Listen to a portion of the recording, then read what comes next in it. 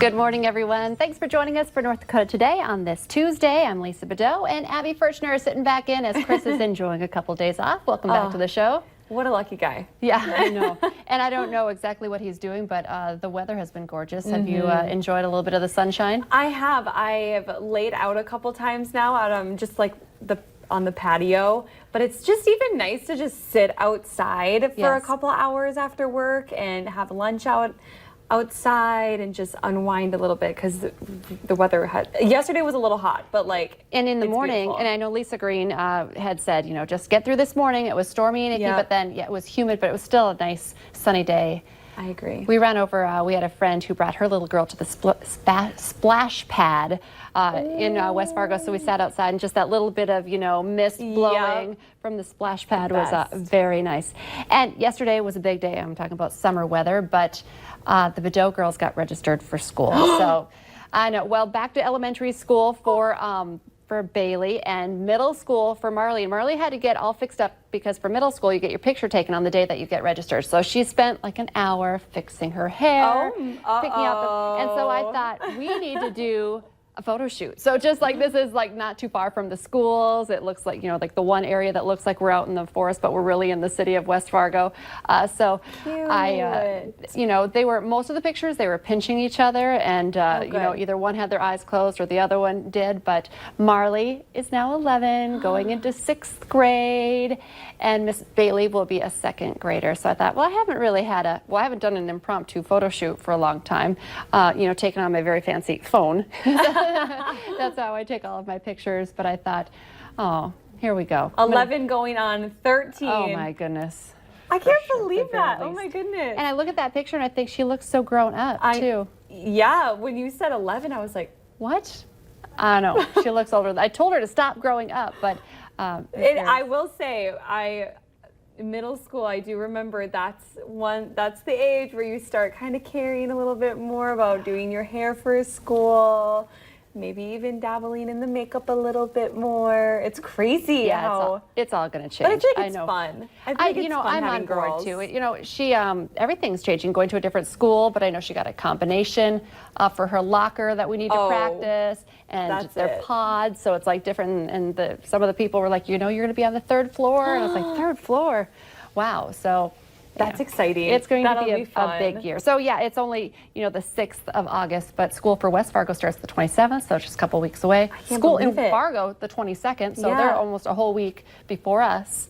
I just don't want summer to come to an end. No, I'm like, well, on our way back to the station after the morning show, me and Marley, not your Marley, not my Marley, but Marley, who works with me in the mornings on the Valley Today, we were talking, and she's like, I really hope it's a milder winter. Like, you all keep calling it a mild winter, and I'm like, that's just not even, I don't even want to talk about it right now. No, I know. It was she's from Mississippi. Yep. So first winter, it was a rough winter. It was a rough.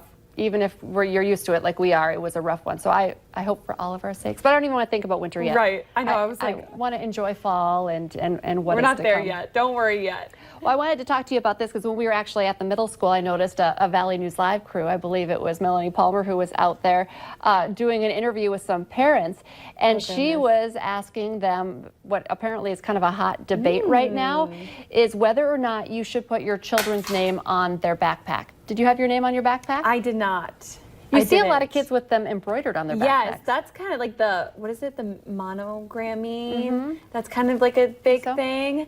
But no, I mean, we had like the bus tag though that had her name on it. Okay, well, yeah, and you can't get away from that. Right. Well, apparently there's a warning out from police not to put your kids' names on their backpacks because they say it could make it easier for a predator or a stranger to use your child's name and then pretend that they know them.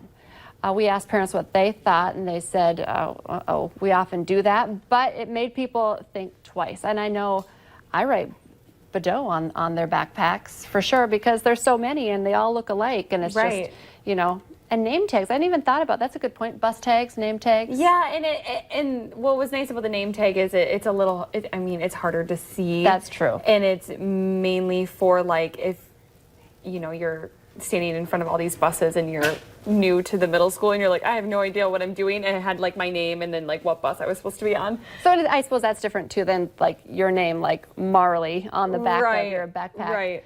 Right. Versus just the tag. Yeah. Good point. But then this is kind of interesting too. Speaking of school, Wallet Hub recently released its report on 2019 states with the best and worst school systems. So it says North Dakota has the 9th best school system in America. So here is the breakdown.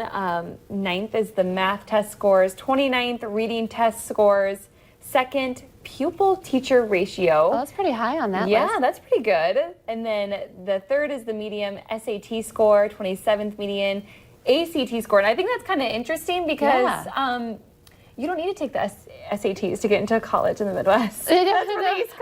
I was gonna say, the ones who do want to go to the, a bigger school, and then they do quite well. That's a good point. I never did take the SAT. No. I did not either. I took the ACT because that's what you need. You needed. But then the 2nd is the percentage of licensed certified public K through 12 teachers and 17th dropout rate. So pretty good for North Dakota, I'd say. Yeah, I would say I don't remember anyone in my whole school dropping out either. So no, I don't either. But now that I'm thinking, I don't know why I'm still stuck on this, but I do know a lot of people that took the SATs from my school. A lot of people from my school wanted to go to like a lot of Ivy Leagues, and I was like, NDSU. that's where we're Top going. notch, that's all you need to know. And you got in, so that's all that matters. That's all that matters. Okay, well, we're talking about summer, or what we were worried about winter. Yes. This is a very summertime problem that's going on right now. This story actually makes me just itch a little bit. There seems to be a big bug problem in Moorhead right now. The trap on the Concordia College campus is the highest mosquito count in the area. Numbers in the past years, I mean, just to give you, something to look at, 200 to 300, but right now it's sitting at 700. It's like this little pocket in Moorhead, because I don't think it's that bad in other areas. But the city of Moorhead is asking for help because apparently traditional treatments haven't been working.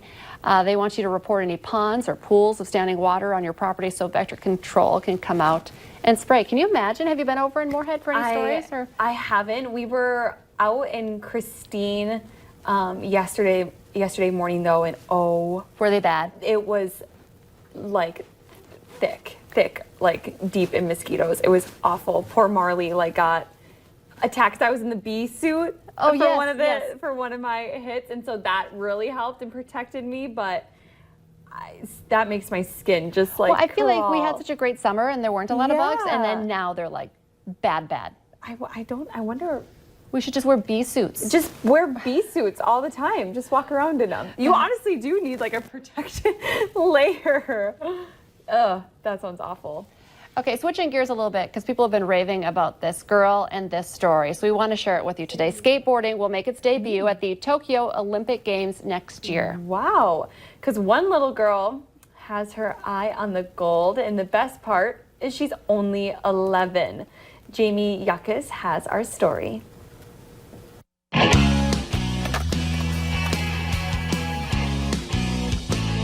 Sky Brown is a force of nature. I just love skateboarding, like it's my happy place. Happy and confident as she fearlessly attacks the bowl. I want girls to know that you can be a girl and do sports. Sky comes to Southern California to ride and compete. Half British, half Japanese. Her home is across the Pacific in Japan. Sky's been riding since she was a tiny tot. She entered her first contest at the age of 7, and by 8, Sky became the youngest girl to compete as a pro in the Vans US Open. Now 11, she's been added to Great Britain's national team with the hope of competing in the 2020 Olympics in Tokyo. I heard you don't have a coach. No, I don't have a coach. How do you practice and learn how to do tricks? And if I see somebody do that trick, I'll be like, I want to try that. Sky finds fun in everything, even when she falls. After a trip to the ER, she got a pink cast and was back on her board. Even if I fall or if I get hard, that won't stop me to do what I love. I don't care what happens to me. I just want to skate. Sky is not guaranteed a spot in the Olympics. She has to accumulate points at competitions over the next year, proving she's among the best. I feel like when you skate, you just think about happiness. Like, you don't think about what you're struggling through. And when you're only 11 and thinking that big, the sky really is the limit. Jamie Yukas, Huntington Beach, California. Oh my goodness. Oh my She gosh, is incredible. I'm just, She's inspiring. mesmerized by that. She's 11. You said you tried skateboarding. Oh, yeah. Didn't go well. I was in this big skater phase back in my middle Back school Avril days. Lavigne. Yes, when Skater Boy was a big hit. And I just remember I would fall and I would be like, I'm done. It would be 2 minutes on the board and then I was like, it's game over. I couldn't do that. I love that, when you're 11 and you're a kid, you're not scared, and that's when you learn all those skills. She was skating with a cast. Oh my gosh, I could not do that. But we'll watch for her. Hopefully she makes it to the Olympics. And remember, you can get yourself registered to win tickets. So we have game tickets up for grabs to the NDSU Butler game Labor Day weekend at Target Field. Just visit valleynewslive.com or ndtoday.tv and click on the contest tab to get registered. Don't forget to join us for the Farmers Union Insurance Bison football pregame show August 31st at 1:30 p.m. on KVLY, followed by our coverage from the Target Field of the NDSU Bison taking on the Butler Bulldogs. Our coverage of that starts August 31st at 3 p.m. on KVLY. Stay with us. Coming up next here on North Dakota Today, as the school year approaches, a lot of activities come with it, and one that you parents may be thinking about is picking out an instrument for your child to play for the first time. That can be a daunting experience, but one guest tells us why it's so great. That's just ahead on on North Dakota Today.